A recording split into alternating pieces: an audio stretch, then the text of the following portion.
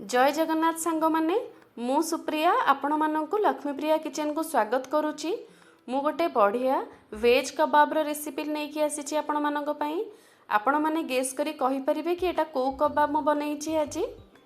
आज मु बनैछि मशरूम रो गलुटी कबाब। बहुत बढ़िया लगी थाए खाइबा पई। एटा आपण माने कोउठ ना कोउठी को रेस्टोरेंट रे नले बाहाघर रे खाइथिबे। एटा देखिले बहुत बढ़िया देखा जाउची, पूरा रेस्टोरेंट स्टाइल बढ़िया लगे खाइबा पई। मोटा बहुत थर ट्राए करिछि। बहुत इजी कम इंग्रेडिएंट्स रे ही बनी जिवो। बहुत कम जिनस दरकार एथि पई आ बहुत सहज रे बनिबो। तो चलंतु देखि नबा ए रेसिपी, ए होटल स्टाइल मशरूम गलुटी कबाब रो रेसिपी। एथि पई मु एठी किछि गोटा मसाला नै जाइछि 7 रु 8 गुजराती।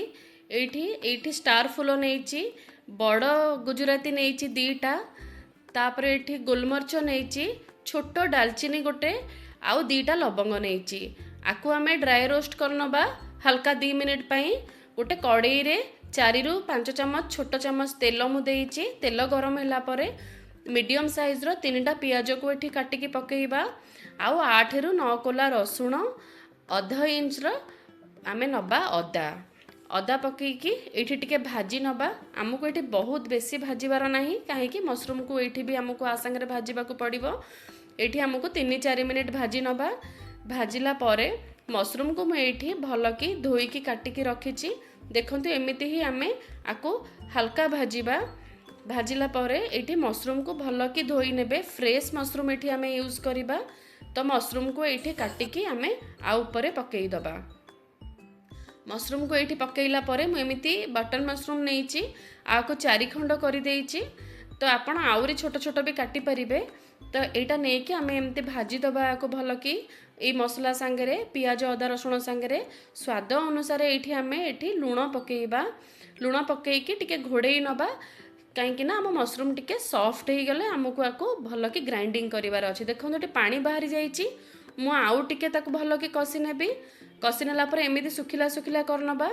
मशरूम को मु आपनको देखौछि, देखंतु केते बढ़िया सॉफ्ट हो जाइछि, पूरा सॉफ्ट हो जाइछि, भांगिले भांगी जाउछि। तो आमे ताको एबे कोन करिबा, मशरूम को बाटी नबा। बाटिला बेले बिल्कुल भी पानी यूज करबानी, सेमिति ही अदा रसुण को बाटिबा। एठी मु 2 चम्मच बेसन नैछि बाइंडिंग पई। 2 चम्मच बेसन को ड्राई रोस्ट करि देइछि। ताको आमे 1-2 मिनिट पई बेसन को भाजी की एथिरे आमे बाइंडिंग पई पकेइबा।